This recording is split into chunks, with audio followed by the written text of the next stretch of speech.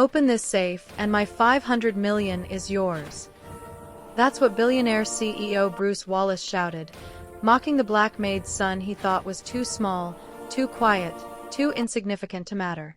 But 60 seconds later, the boy he ignored his whole life did the impossible. Sometimes brilliance hides in the children the powerful refuse to see. And sometimes a single moment of courage flips the world upside down. Before we dive in, tell me where you're watching from, and if stories about justice and unexpected heroes move you, make sure you're subscribed. Now, let's begin. The mansion smelled of spilled whiskey and panic. Bruce Wallace's estate had hosted charity galas, ruthless board meetings, and the quiet suffering of the staff who kept its marble floors gleaming.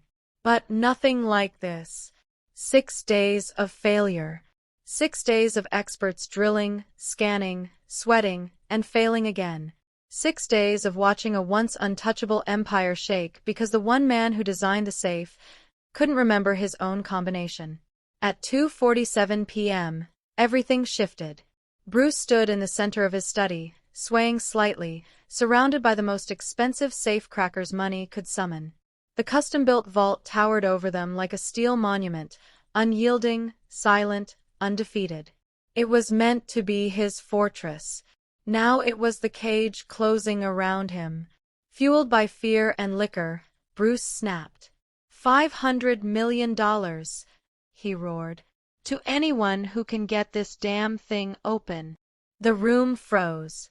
Tools dropped. Technicians stared.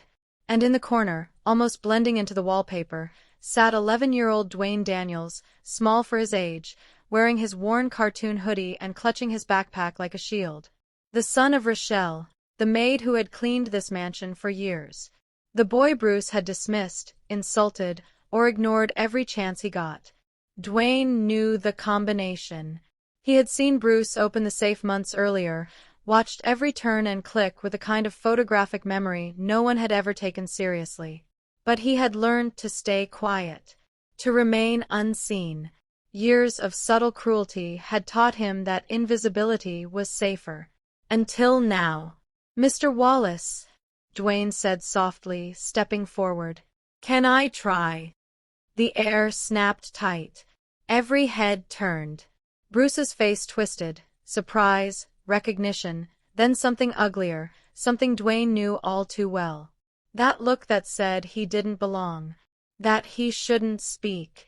That this room was never meant for children like him. But before you see what happens next, you need to understand how this moment was forged. How a fortress safe became a billionaire's downfall. How a Maid's son became the one person Bruce Wallace should have feared. To understand this moment, we need to go back 6 months. 6 months earlier, long before the world would hear Dwayne Daniels' name, Bruce Wallace sat in his private study with a look of sharpened suspicion etched across his face.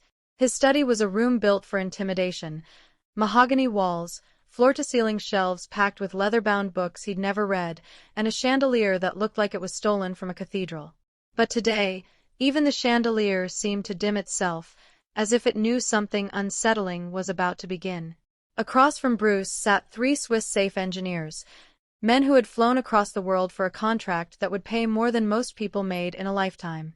Their posture was straight, their expressions unreadable, their suits tailored so perfectly it almost felt disrespectful for them to sit on Bruce's cracked leather chairs. Bruce steepled his fingers. "Gentlemen," he said, "I want a safe that cannot be opened." The oldest engineer, a man with silver hair and ice-cold professionalism, nodded politely. "We specialize in high-security vaults, Mr. Wallace. But all safes are designed with an emergency." "No," Bruce cut in sharply. "No override. No emergency anything. No hidden panel. No manufacturer key. Nothing." The men exchanged glances. Bruce leaned forward. "I don't want a fail-safe. I want a fail-never." The second engineer tried again. "For insurance reasons, we typically include." Bruce slammed a folder on the table. Documents inside shifted with a soft slap. Do you think I care about insurance? He hissed. I care about control. Control. That was the word that governed every corner of Bruce Wallace's existence. You could feel it in the way he arranged the books by height, the way he checked the locks 3 times every night, the way he fired employees for looking him in the eye too long. Control was Bruce's religion. He shoved the folder toward the engineers. Inside were lists, exhaustive, obsessive lists of requirements. No manufacturer access. No digital connection. No electronic backup. No blueprint. No second key. No code recovery. No reset function. No way in except the combination. And the last line, written in thick black ink. Destroy every design file after construction. The engineers stared. Even for men who built vaults for Swiss banks, this was extreme. Mr. Wallace, the silver-haired engineer said carefully, you understand that without documentation, without any secondary system, without any— I understand, Bruce snapped. I'm not paying for typical. I'm paying for impossible. The third engineer nodded reluctantly. It would require a mechanical complexity most clients cannot remember. Bruce's lips twitched upward. Almost a smile, but not quite. That's why I want it. He leaned back, satisfied, as though he'd outmaneuvered the entire world. And maybe, in his mind, he had. What the engineers didn't know, what no one knew, was the real reason Bruce demanded so much secrecy. He needed a place to bury things. Not gold. Not jewelry. Not heirlooms. But papers that could end him. Flash drives full of numbers nobody was supposed to see. Bonds traced to accounts that didn't exist under his name. Transfers that could bury him in prison for the rest of his life. He needed a vault that would erase the possibility of being caught. A vault whose existence itself was a threat to anyone who dared challenge him. And so, the deal was made. Signatures inked. Blueprints drafted, then shredded before the engineers left the country. The safe was constructed in a private facility under non-disclosure agreements so suffocating no one dared breathe wrong. Bruce called it his masterpiece, his fortress, his proof that he was untouchable. But the truth was simpler. It was the physical manifestation of his fear. Around the same time the safe was being prepared for installation, Rochelle Daniels received a text message from Bruce's house manager, short-staffed for 2 weeks. Can you bring your son during your shifts? We'll pay extra. Rochelle needed the money. School break meant Dwayne would be home alone otherwise, and she didn't like the idea of leaving him unattended in their small apartment. So she agreed, packing sandwiches and puzzle books in his bag the next morning. When they arrived at the mansion, security hardly glanced at Rochelle, but their eyes lingered too long on Dwayne. He noticed. Rochelle noticed. But in a world where you needed every dollar to stay afloat, she learned to swallow small humiliations. Stay close to me, she whispered as they walked through the servant entrance. And stay quiet. I always do, Dwayne said softly. And he did.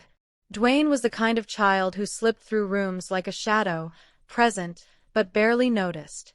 He walked lightly, observed silently, absorbed everything. He noticed the guards rotated every 3 hours.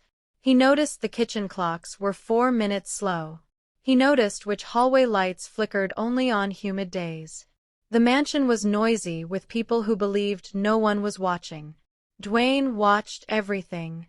While Rochelle worked, scrubbing, dusting, folding, Dwayne wandered the mansion's quieter corridors. Never touching anything, never interrupting, just studying, mapping, memorizing. When he first crossed paths with Bruce Wallace, it was accidental. Dwayne was in the hallway, tracing the pattern of the marble tiles with his eyes. Bruce rounded the corner quickly, nearly colliding with him. Bruce stopped. Dwayne froze. For a moment, the billionaire stared at the small boy with the worn backpack and hopeful eyes. A moment that could have been neutral. But Bruce's lip curled almost imperceptibly. A look that dismissed Dwayne entirely. A look that said, "This is not your space. You do not belong here." Rochelle rushed in, apologizing, guiding Dwayne away. Bruce's expression never softened. If anything, it hardened. From that day forward, every time Bruce saw the boy, his jaw tightened. He didn't shout. He didn't insult him loudly. It was quieter than that. A glance held half a second too long. A sigh meant to be heard. A muttered comment to staff, "Why is he always here?" And once, when he thought no one was listening, "These people always bring their problems with them." Dwayne understood. Children always understand more than adults think. So he became even quieter, more invisible, more careful about where he stepped and how loudly he breathed. What Bruce didn't know was that invisibility does strange things. It sharpens the mind. It forces you to see what others overlook. And soon, without meaning to, Dwayne would learn the most dangerous secret in the entire mansion. But for now, the safe was still being built, Bruce's paranoia was growing roots, and the quiet brilliance of a child was waiting, unnoticed, for the moment fate would give him center stage. Dwayne Daniels learned early that the safest place in a rich man's house was the quiet edge of a room, the places adults never looked, because they never imagined anything important could be there. So he stood in corners, behind half-open doors, at the ends of long hallways where sounds softened and shadows gathered. From those places, he watched, listened, memorized. It was never intentional brilliance. It was survival. But brilliance has a way of revealing itself even when a child tries to hide it. Within the first week of accompanying Rochelle to the Wallace mansion, Dwayne already knew more about the estate than many of the staff who worked there for years. He knew exactly how many steps it took to get from the service elevator to the West Wing Corridor 46. He knew which two tiles in the kitchen floor were a fraction higher than the others, lower right corner, 2 inches from the pantry door. He knew the exact pattern of lights that flickered every time the generators hummed awake. He didn't try to learn these things. They simply stayed with him. One afternoon, while Rochelle scrubbed the massive kitchen counters, Dwayne sat quietly at the small table where employees took breaks. A junior chef dropped a stack of papers beside him, inventory lists, schedules, receipts. Dwayne glanced once, and the chef sighed. "Wish I knew why the orders keep going missing. These numbers don't add up." He muttered it to no one, but Dwayne's eyes flicked toward the sheet. "The numbers are right," he said softly. The chef blinked down at him. "What?" "The tomatoes. You ordered 12 crates. Only 9 arrived. And the invoice shows the supplier charged for 11. Dwayne pointed without touching the paper. "Someone wrote a 1 over the original 0. It's darker ink." The chef leaned in, squinting. Dwayne was correct. He turned slowly toward the boy. How did you see that?" Dwayne shrugged. "It's just there." Rochelle overheard. "Baby, don't get involved. People will think you're meddling." Her voice trembled with a worry she didn't want him to sense. Later that day, as they dusted the grand staircase, Rochelle whispered, "Dwayne, you need to be careful. Don't draw attention. People start noticing, they start asking questions. And in houses like this, questions aren't safe." Dwayne nodded, though he didn't fully understand. He only knew his mother feared the way his mind worked. Not because it was wrong, but because it was visible. So he made himself smaller. He kept his eyes down. He stepped lightly. He answered only when spoken to. But the mind cannot unknow what it knows. A week later, a contractor came to fix a maintenance panel near the study. He fumbled with the internal wiring, groaning. "Damn thing won't turn back on." He twisted a wire the wrong direction. "The green one goes there," Dwayne murmured. The man looked over his shoulder. Sorry, kid. That connector. You reversed them. It sparks when you close the panel. The contractor reluctantly switched them. The system powered up instantly. He stared at Dwayne as if the boy had performed magic. How'd you know that? Dwayne shrugged again. I saw you open it yesterday. You mean you memorized the wiring by looking for 2 seconds? Yes. The contractor didn't know what to say.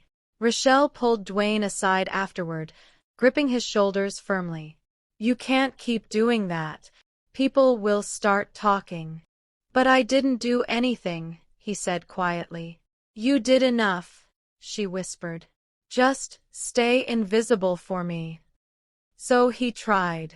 But genius is difficult to hide, especially in a house full of excess and secrets. The night of the gala changed everything. Hundreds of guests filled the mansion. Politicians, actors, athletes, donors who smiled too widely and drank too quickly. The chandeliers glowed brighter than usual, the halls smelled of wine and perfume, and the staff moved like shadows trying to keep the chaos elegant. Rochelle worked the service corridor near the main ballroom, and Dwayne stayed close, picking up discarded napkins and empty cups. It was loud, overwhelming.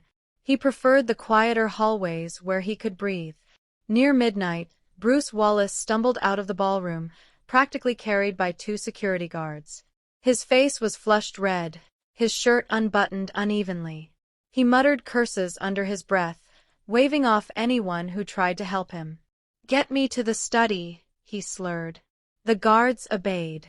Dwayne, sweeping near the corridor intersection, froze as the group passed. He pressed himself against the wall, invisible as always, watching only with the corner of his eyes. The guards maneuvered Bruce into the study. As the door swung open, a flicker of something metallic caught Dwayne's attention. The safe. He had seen the outside of it before, towering, black, imposing, but he had never seen it open. Curiosity tugged at him like a physical force. He stepped quietly closer, broom in hand, just enough to peek through the narrow strip where the door hadn't closed fully. Inside the study, Bruce barked at the guards to leave. Out, both of you. I don't need babysitters. They left the door ajar. Dwayne stood perfectly still, breath quiet, ears tuned.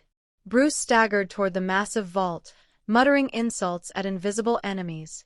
Only one who can open it, only one I trust, idiots everywhere. He placed his trembling fingers on the dial. Dwayne's eyes sharpened instantly. Not on the money.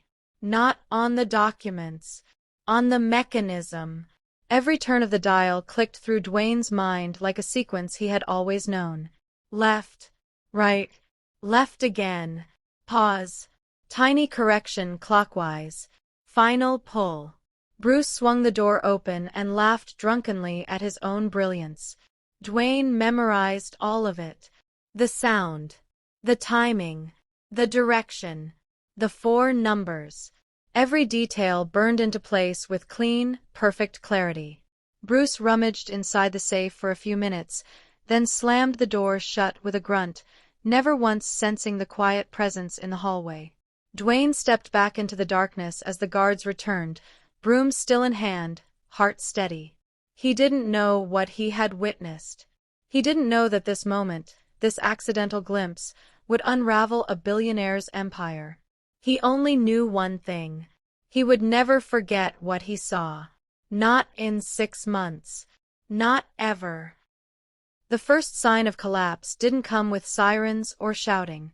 It came quietly, like a hairline fracture in a sheet of glass, spreading slowly, invisibly, until the entire surface trembled. 6 months after the gala night, the Wallace mansion no longer felt like the polished fortress Dwayne remembered. The halls were still glossy, the paintings still lit by warm museum lights, the marble floors still spotless, but beneath all that luxury, something had shifted. Stress hung in the air like humidity. Staff whispered more. Security guards paced faster. Phones rang longer and louder before being answered. And every time Bruce Wallace arrived, the entire house seemed to hold its breath. Dwayne noticed it immediately. His photographic mind mapped not just floors and numbers but people, their footsteps, routines, moods. Something was wrong. The rhythm of the mansion was offbeat. Rochelle felt it too. "Baby, stay close to me today," she whispered as they entered through the service hall. "The house ain't right." "What's happening?" Dwayne asked. "I don't know," she said, but her eyes said something worse. She did know. And she was afraid. Upstairs in the executive study, the heart of the empire was starting to rot. Bruce Wallace slammed a stack of documents onto his desk hard enough to rattle the glass sculptures beside him. His face was pale with rage, his pupils pinpricks of exhaustion. Across the room sat 3 board members and the lead corporate attorney. They watched him carefully, as one might watch a wounded animal cornered and unpredictable. "Bruce," the attorney began slowly, "the auditors are demanding full compliance. They want the offshore accounts documentation." Bruce glared at him. "I know what they want." "And the lawsuit from Harrington Industries, is it true they have emails suggesting fraud?" "Alleged fraud," Bruce snapped. "Nothing's proven. But they are requesting discovery. If we don't produce documents—" "I'll produce them," he barked. "They're in the safe." The room fell silent. Everyone knew what that meant. The safe, the giant, custom-built, no-override monster he had demanded, engineered to be unbreakable. A safe so unique not even the manufacturer could open it. It was his pride, his fortress, his obsession, and his one true mistake. Bruce stood abruptly, storming across the study toward the vault. He punched in the opening sequence, twisted the dial, pulled the lever. Nothing. A small tremble ran through his hand.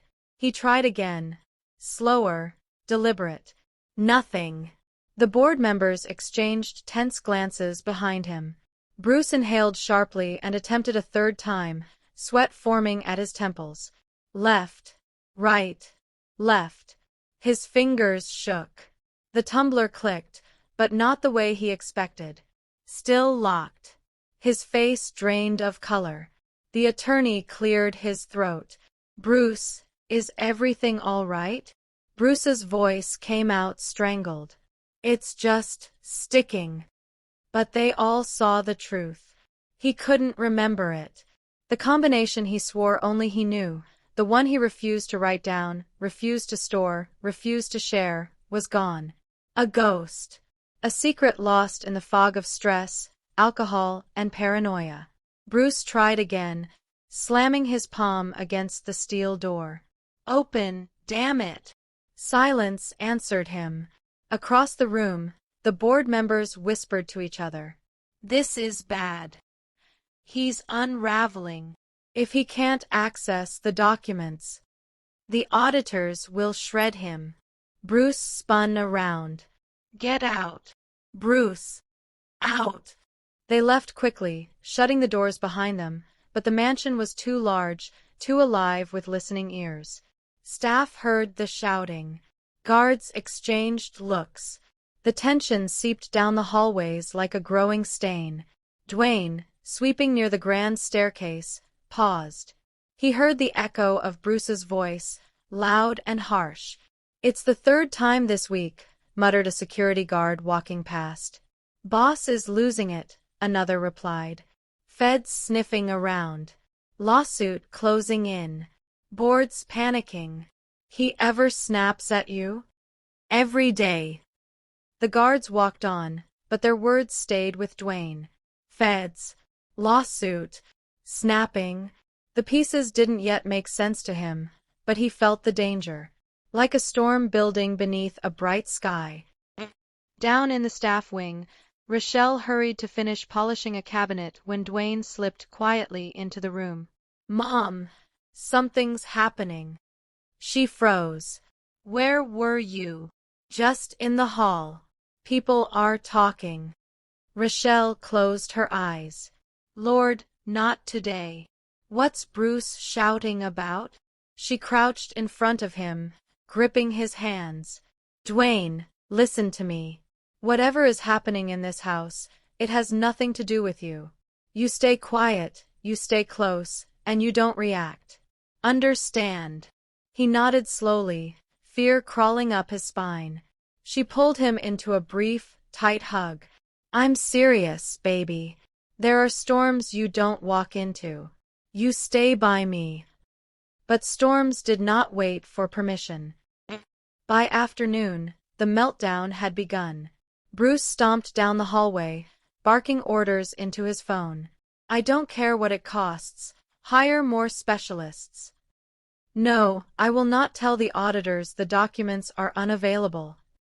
I don't give a damn about the lawsuit. I need those files, now. He shoved past staff without looking at them, even knocking a vase to the floor. It shattered. He didn't stop walking. Dwayne stood at the far end of the hall, small, silent, unseen. Bruce stormed back into the study and shut the doors loudly. Moments later came the unmistakable clang of the vault dial turning again and again in frantic desperation. He tried. Failed. Tried again. Failed harder. Each failure chipped away another layer of his sanity. Outside the door, board members whispered urgently. We have to intervene. He's unstable. If that safe doesn't open, the whole corporation is exposed. Inside, Bruce roared, Why won't you open? I made you. You belong to me. Then silence. A long, dangerous silence. Dwayne watched the closed door from the hallway. He could feel something collapsing on the other side. Something internal. Something irreversible. He clutched his backpack straps. He remembered the sound of the dial turning, the way the numbers rolled into place, the rhythm Bruce had forgotten. Dwayne did not understand corporate collapse or lawsuits or federal probes. But he understood one thing. Bruce Wallace was unraveling. And whatever was inside that safe, whatever secrets, crimes, or lies, it was about to drag everyone in the mansion into its shadow. The storm had begun. The first technician arrived before sunrise. Bruce had barely slept, pacing the halls all night, muttering to himself, rehearsing the combination he thought he remembered. But every attempt ended in the same cold rejection. The safe would not open. By 6:30 a.m., the mansion was alive with strangers hauling equipment through the marble foyer. Thermal scanners, acoustic sensors, mechanical stethoscopes, portable X-ray plates. And Bruce Wallace stood over them like a man awaiting surgery on his own beating heart. Fix it, he barked. I don't care what it costs. Open it. The technicians worked for hours, their brows furrowed, their tools tapping and humming against the unyielding steel. Nothing. No weaknesses. No heat signatures. No mechanical give. One of them stepped back, wiping sweat from his forehead. Mr. Wallace, this safe is built unlike anything I've ever seen. It's built exactly how I ordered it, Bruce snapped. So open it. The tech swallowed. Sir, you removed every bypass, every safety mechanism. There's nothing to manipulate. If we force it, we damage everything inside. Bruce's jaw clenched until the muscles twitched. Then figure out another method. By noon, he had fired 3 technicians. By evening, he had hired 9 more. The mansion became a factory of failure, drills whining, scanners pinging, experts shouting over one another. The safe sat in the center of it all like an ancient monument, silent and immovable. Rochelle, dusting near the hallway, whispered to a co-worker, Lord, what's he doing now? You haven't heard, the woman replied. He can't open his own safe. Rochelle froze mid-wipe. What? Been happening all week. Man's losing his mind. Dwayne, stacking cleaning supplies beside his mother, listened quietly, pretending not to hear. His stomach tightened. The house didn't feel like a home anymore. It felt like a battlefield. Day 2. Bruce hadn't slept. His eyes were red, his hair disheveled, his suit wrinkled like he'd been dragged through the night. "This is impossible," he whispered, pacing back and forth. "I knew the combination. I made the combination." Behind him, the new team of specialists examined the safe, their murmurs growing more grim. One attempted a mechanical resonance test. Another tried digital imaging. Another placed a tiny fiber camera along the edges. "Nothing. This safe," one whispered, "is a monster." Bruce whirled around. "Then kill the monster."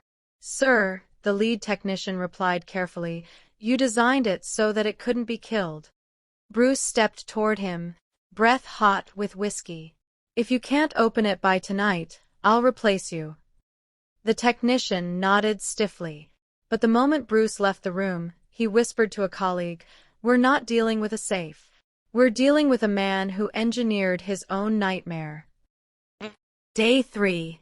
The board called. Bruce ignored them. They called again. This time, he answered, shouting so loudly the butlers downstairs flinched. "No, I will not disclose the documents. They're secure. They're—" A pause. Silence. "They're in the safe," he finally admitted, his voice small and cracked. The board chair's voice came through cold and precise. "If you cannot produce those documents, the SEC will intervene. And if the SEC intervenes, you are finished." Bruce hung up without responding. Then he downed half a bottle of whiskey. Day 4.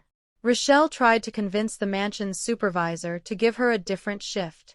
"Please, ma'am," she whispered, "Mr. Wallace has been volatile. My son doesn't need to see that." "Rochelle, we're all scared," the supervisor replied. "But until the crisis ends, everyone needs to keep working." Crisis. That was the word being whispered through the halls now. Dwayne clutched his backpack straps tighter. Something in him already knew this entire storm was pointing toward him, though he didn't understand how or why. When he walked past the study, he heard shouting. "Bruce again. Always Bruce. You're telling me none of you can open it," he screamed. A technician's shaky answer drifted into the hallway.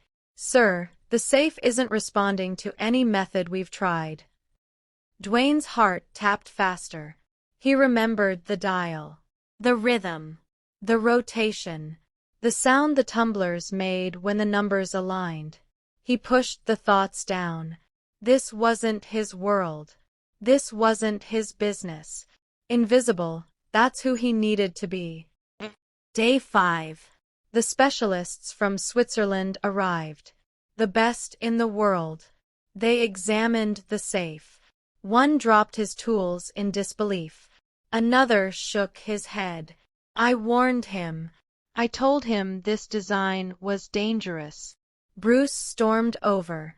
"Dangerous how?" The Swiss engineer looked him dead in the eye. "Mr. Wallace, this is not a safe." He gestured to the steel monolith. "This is a trap. A self-inflicted one." Bruce's face went purple. "Then untrap me." "We can't," the engineer said calmly. "This mechanism requires perfect recall. Every number, every turn, every pause, every angle. A single deviation resets the entire sequence. No one can guess it. No machine can read it. Only someone who saw it opened, exactly as you did it, would have any chance of repeating it." Silence filled the study. Then the engineer added softly, "This safe was designed for someone who trusted no one. And now it answers to no one." Bruce threw a chair across the room. The crash echoed throughout the mansion. Day 6. Rumors spread among staff that Bruce hadn't slept or bathed in days. Security guards whispered that the board was preparing to vote him out. A maid discovered a smashed whiskey bottle near the master staircase, and Dwayne, walking beside Rochelle on the way to the study, felt the tension buzzing in the air like electricity. The technicians looked exhausted. The supervisors looked terrified. Bruce looked like a man breaking from the inside. A group of technicians huddled by the equipment cart. As Dwayne passed, he heard one whisper. If someone opened this once, they'd have to remember everything. This isn't just a safe, it's a trap. His heart skipped. He remembered everything. Every number. Every flick of the wrist. Every pause. He squeezed his eyes shut. Stay invisible. Stay small.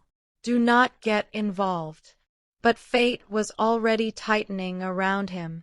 By the end of the 6th day, Bruce Wallace stood in the study surrounded by failure, his empire collapsing, his sanity cracking, his rage boiling over. And through the chaos, Dwayne Daniels walked behind his mother, unaware that his life and Bruce Wallace's were about to collide in a way neither could escape. Their destinies had been counting down for 6 days. The study was a furnace of noise and panic, whirring machines, clattering tools, murmuring technicians, and Bruce Wallace breathing like a cornered animal. But then came the moment that carved through the chaos like a blade. His voice exploded across the room. Open this safe and my 500 million is yours. The shout cracked against the marble walls. Everyone froze. Even the machines seemed to fall silent, as if the safe itself paused to listen. 14 people stood in the room. All 14 had their phones out. Every one of them captured the outburst. A billionaire offering $500 million was shocking. A billionaire offering it out of desperation was history. Bruce staggered forward, chest heaving, face flushed with rage and humiliation. "Do you hear me?"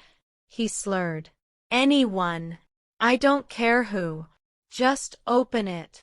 The technicians exchanged glances, uneasy, hesitant, startled. They all knew their body cams were rolling. They all knew they were watching a man implode. One whispered, "This is bad." Another whispered, "This is evidence." And in the corner, partially hidden behind a cart of tools, Dwayne Daniels flinched at the sound of Bruce's voice. He clutched his backpack straps, always his shield, and stared at the furious man as if watching a storm gather. Rochelle instinctively put a hand on her son's shoulder, guiding him back, whispering, "Don't get close, baby. Just stay behind me." But Bruce heard the faint shuffling. His head snapped in their direction. "You!" he barked. "What are you doing here?" "Rochelle, get your boy out of this room." Rochelle stiffened. "Yes, sir, I was just—" But Dwayne stepped out from behind her. His voice was soft, but steady. "Mr. Wallace, I can try." The air left the room. The technicians froze mid-breath. Rochelle's hand shot out, grabbing her son's arm. "Dwayne, no. Stop." Bruce blinked, first in confusion, then in recognition, then in something uglier. A smirk slithered across his face. "You," he scoffed. "You think you can open my safe?" Dwayne swallowed hard but didn't look away. Bruce snorted, loud, cruel, mocking. "Boy, you don't even belong in this room. Don't touch anything. Don't breathe on anything. Don't." One technician shifted uncomfortably. Another lowered their camera but didn't stop recording. Bruce stepped closer, looking down at Dwayne like dirt on his shoe. "This is why I don't let your kind near my property. Always thinking you're smarter than you are." Rochelle let out a sharp, pained breath. "Mr. Wallace." "Quiet!" Bruce roared, jabbing a finger toward her. "If he wants to embarrass himself, let him. I could use a laugh today." Rochelle's eyes filled with tears as she turned to her son. "Dwayne, please don't." But he gently pulled his arm free. "It's okay, Mom." He walked forward. Small, quiet, trembling. But his steps didn't waver.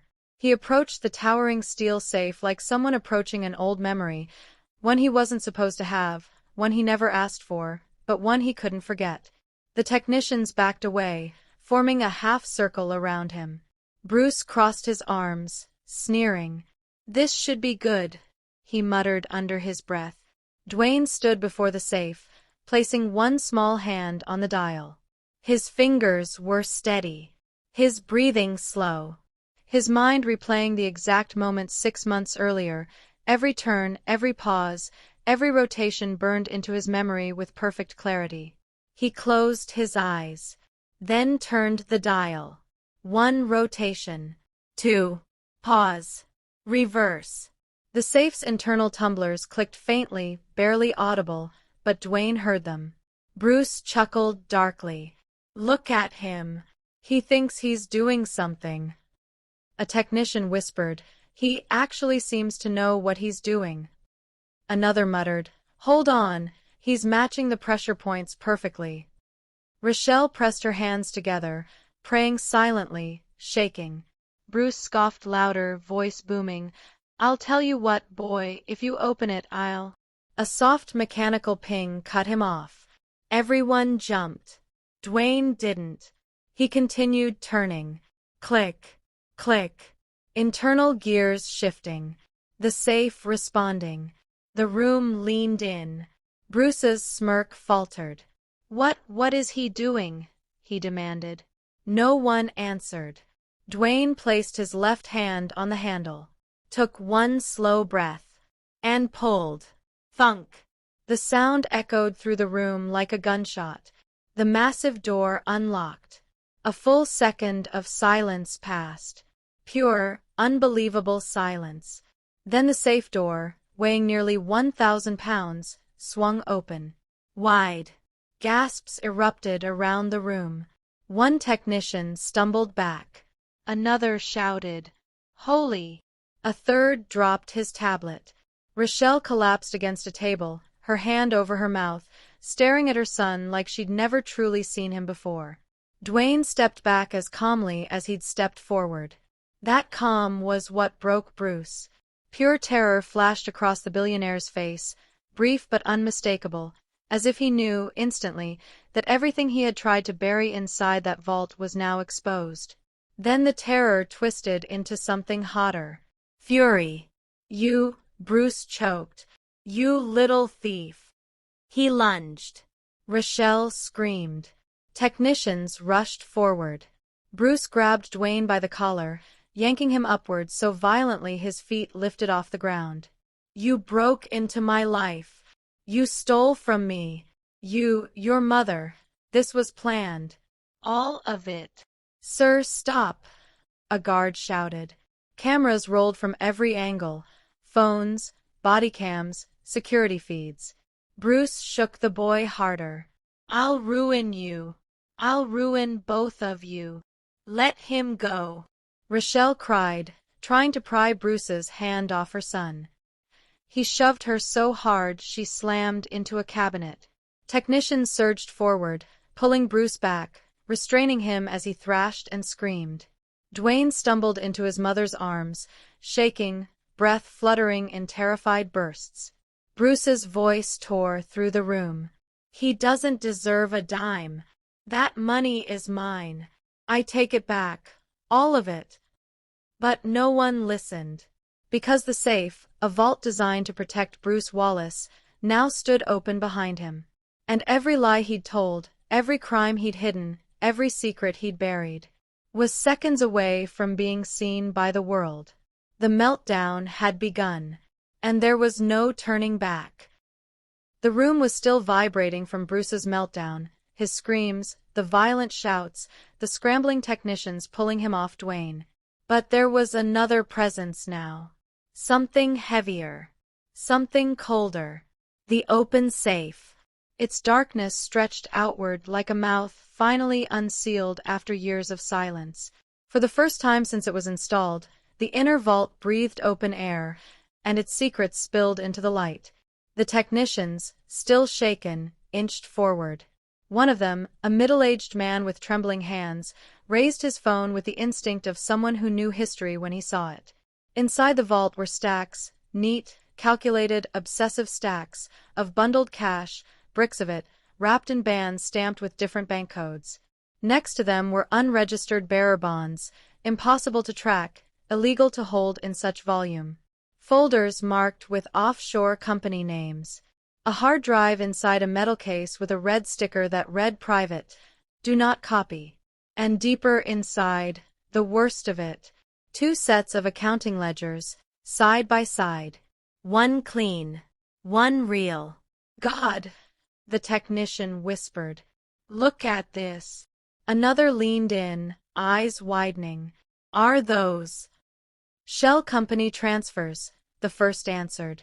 He's been routing money offshore through fake subsidiaries. Phones lifted. Shutters clicked. Tiny camera flashes illuminated the steel walls like lightning. Rochelle pulled Dwayne back, wrapping her arm around him as security guards kept Bruce pinned near the desk. His face was red with fury, eyes wild, hair disheveled. He looked like someone who'd finally realized the wolf at his door wasn't invaders, but his own reflection. What are you doing? Bruce roared, voice cracking. Stop! Stop taking pictures. No one listened.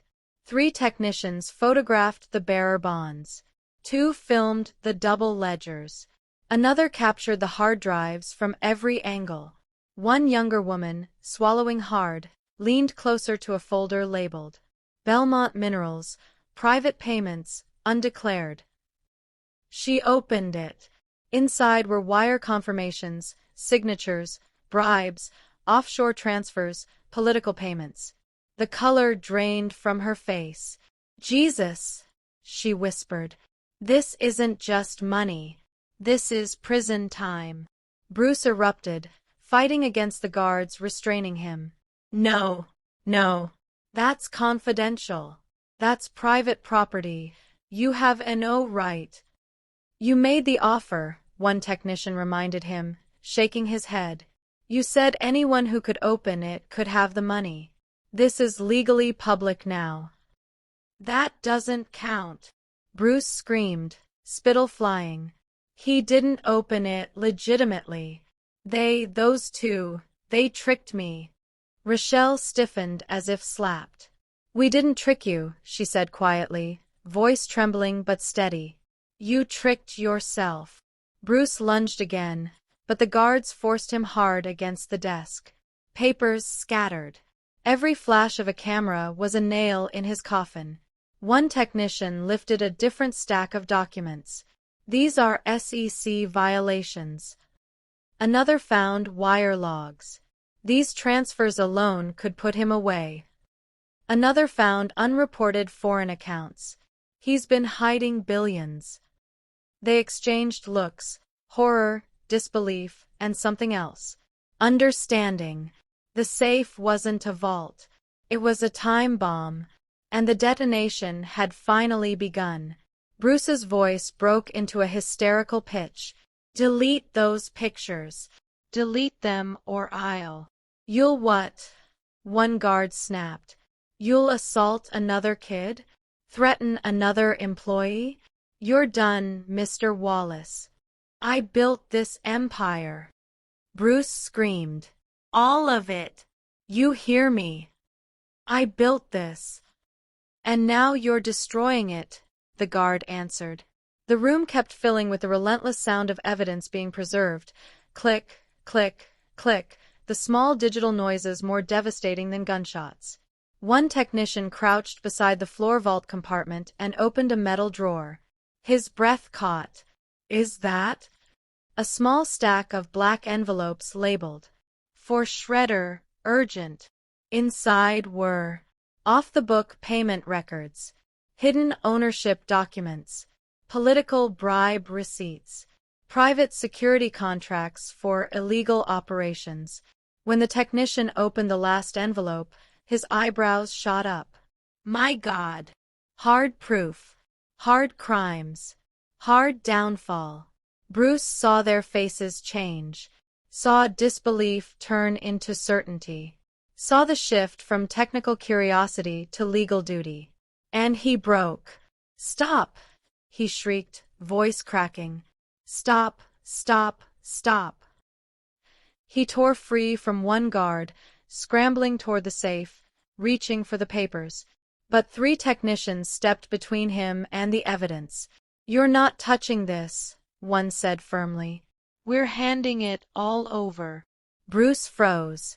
It was as if he'd been stabbed. "Handing it over," he whispered. "To the authorities," the technician answered. Rochelle's hand tightened around Dwayne's shoulders, pulling him close as Bruce's face twisted, terror blending with rage, desperation blending with denial. "You can't," Bruce choked out. "You don't understand. If this gets out, my investors, my board, my entire reputation, my legacy."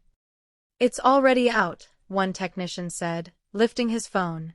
"You're trending on every platform right now." Bruce's head snapped upward. Every camera in the room was on him.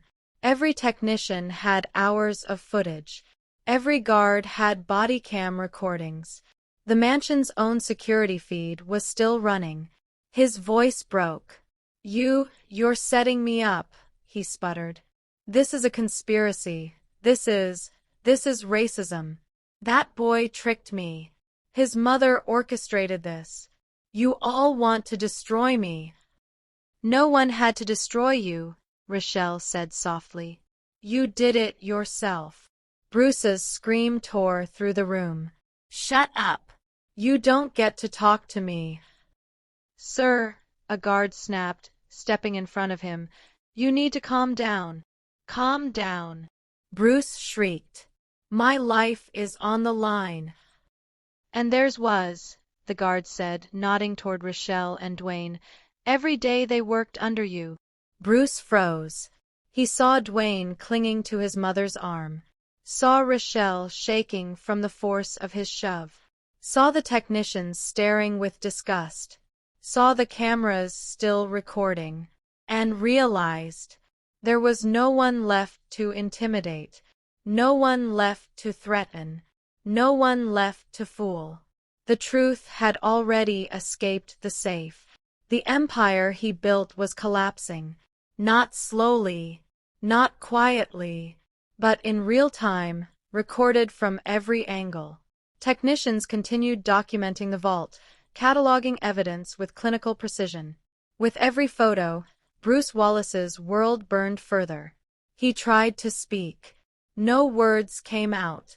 His secrets, once locked behind steel, were now laid bare for anyone to see. And nothing, not money, not power, not fear, could put them back.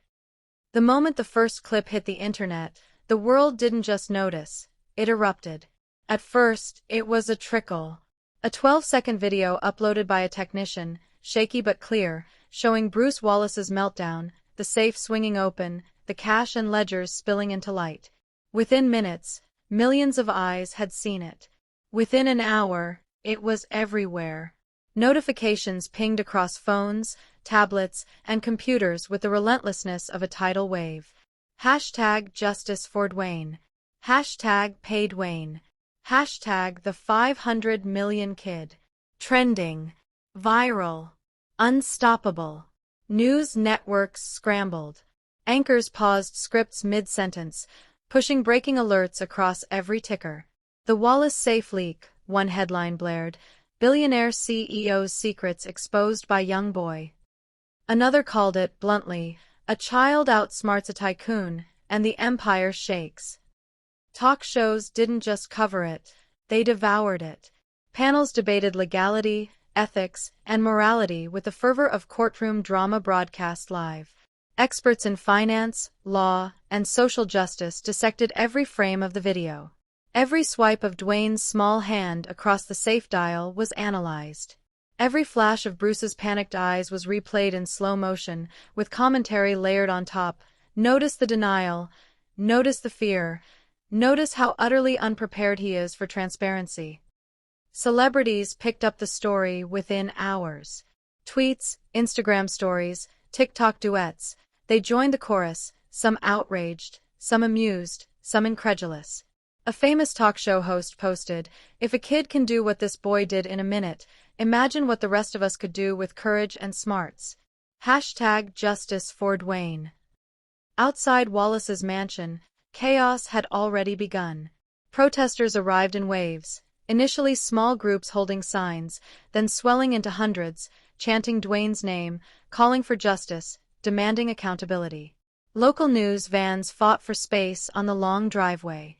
Helicopters hovered overhead, their rotors slicing the air as camera lenses captured every movement. Inside the mansion, Bruce Wallace was a ghost of his former arrogance. He paced the study, hair sticking up in wild strands, his expensive silk pajamas wrinkled and stained from sweat and panic. Every phone ping made him spin around, hoping against hope that it was just a glitch, a false alarm. It never was. Rochelle, sitting with Dwayne in the corner of the study, her arms wrapped around him protectively, let the sound wash over them. The distant sirens outside, the constant chatter of social feeds, the murmurs from staff. Her son's eyes were wide, absorbing it all. He didn't smile. Not yet. He didn't need to. The world was already seeing what he'd done. Civil rights groups issued statements within hours. Legal teams drafted petitions. Social media campaigns were coordinated, not by Dwayne or Rochelle, but by people who recognized the significance of the moment.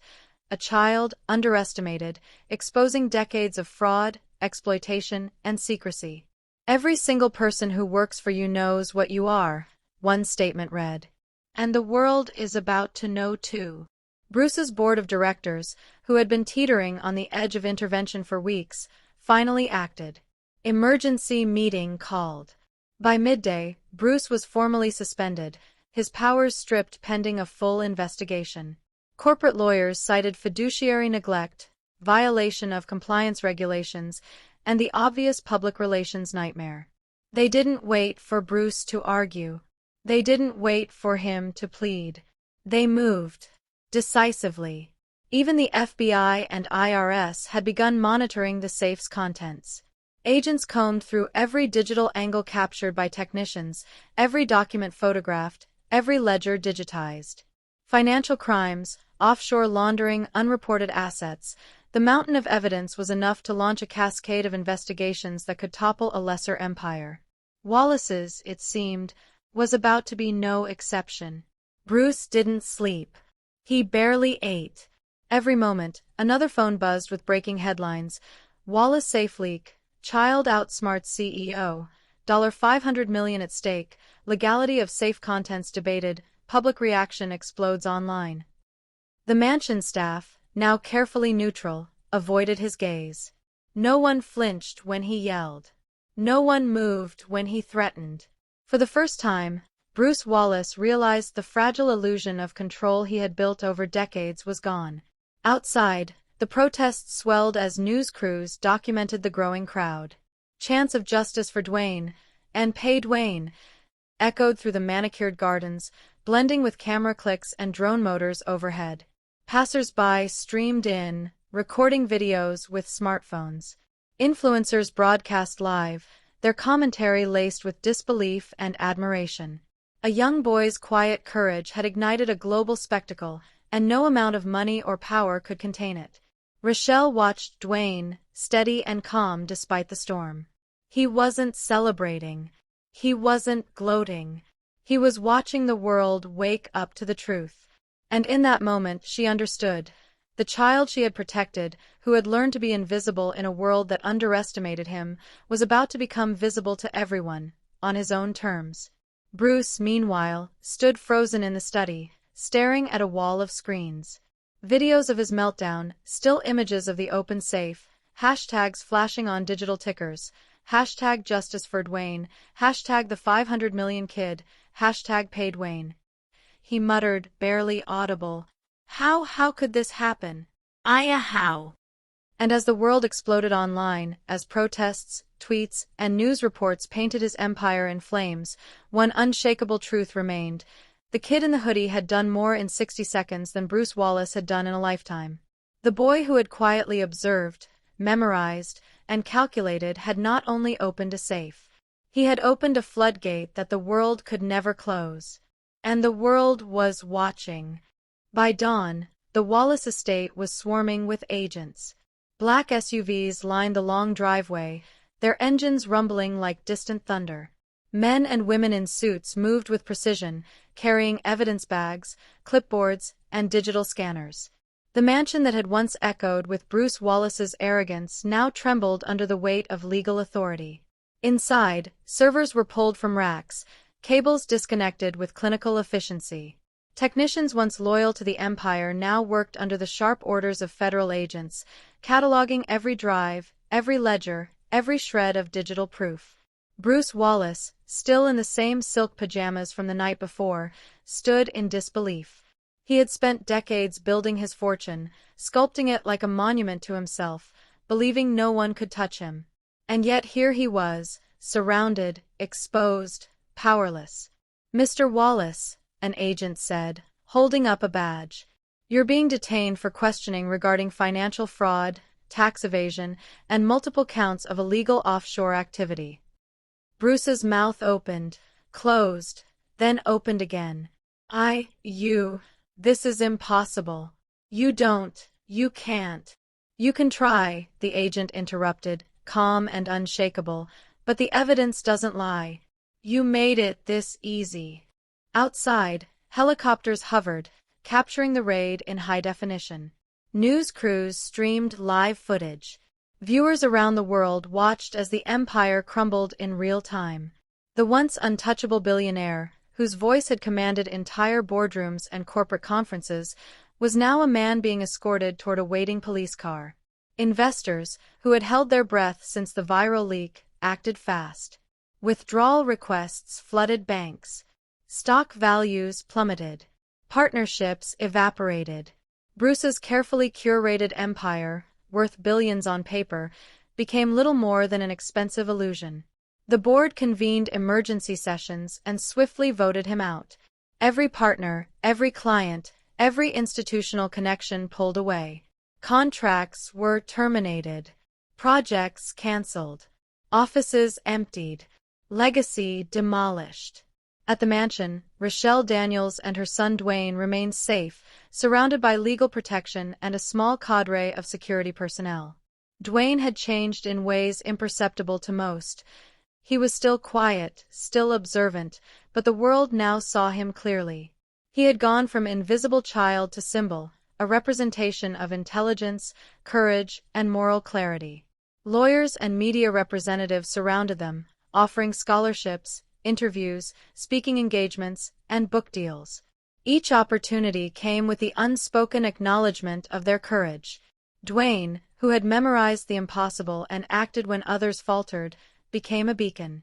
Not wealth, not fame, but justice and resilience defined him. Rochelle held her son's hand tightly, pride and relief radiating from her in equal measure. "You did it," she whispered. Dwayne only nodded, his expression calm, measured.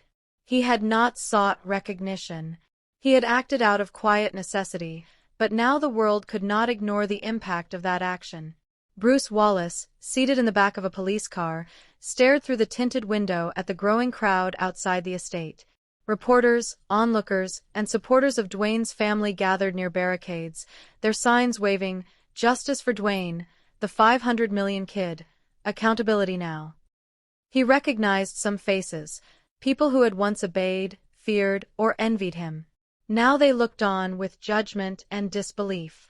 Bruce's empire, once a monument to his control, was gone. The buildings, the accounts, the reputation, all of it evaporated faster than any champagne toast he had ever given. The agents processed him silently, his protests drowned by the sirens and cameras outside. Each step toward the waiting vehicle was a march of humiliation. Every flash of a camera was a testament to the truth he could no longer manipulate. Meanwhile, Dwayne stood at his mother's side, small but resolute, protected by the crowd and legal oversight. Reporters and citizens alike captured the moment. A boy, 11 years old, had become the catalyst for justice. His calm presence amidst the chaos spoke louder than any speech or press release could. Rochelle, watching the scene unfold, felt a mixture of vindication and awe. She remembered the small, quiet moments of her son in the mansion, memorizing layouts, noticing details, staying invisible, and now, those very traits had appended an empire. She squeezed his shoulder. "You changed everything, Dwayne." The police car door closed behind Bruce. He looked once more through the window, eyes wide, recognizing the irony of his situation. A child he had mocked, undervalued, and threatened had become the reason his entire world collapsed. The safe, the money, the ledgers, the bribes, it was all gone, exposed, and irrevocable. Outside, Dwayne and Rochelle turned toward the crowd, toward the cameras, toward the world. The cheers were deafening, but the boy remained measured, almost reflective. He didn't need the applause. He only needed the truth to stand where it belonged. And in that moment, the world understood. Bruce Wallace's empire had fallen not because of an insider, not because of a rival, but because of courage, intellect, and integrity embodied in a child. A child who had seen, learned, and acted when the adults around him had faltered. Justice had arrived quietly, decisively, and visibly. Dwayne Daniels had risen. Bruce Wallace had fallen. And nothing, not money, not power, not fear, could reverse what had been done. The child in the hoodie, once invisible, now stood at the center of a new narrative. The world was watching. The lesson was clear. And for Dwayne and Rochelle, life, full of protection, opportunity, and hope, was only beginning. Thank you for watching till the very end. Hit subscribe if you believe the truth should never stay locked away, no matter who tries to bury it. People like Bruce Wallace thrive when everyone stays silent, when power overshadows justice, when a child's brilliance is ignored. Don't be like him. Subscribe if you stand for fairness, for accountability, and for every kid who deserves to be seen. And if you believe courage can come from anyone, no matter their age, their background, or their circumstances, comment, "I stand with Dwayne." Don't side with people who hide the truth. Stand with those who reveal it.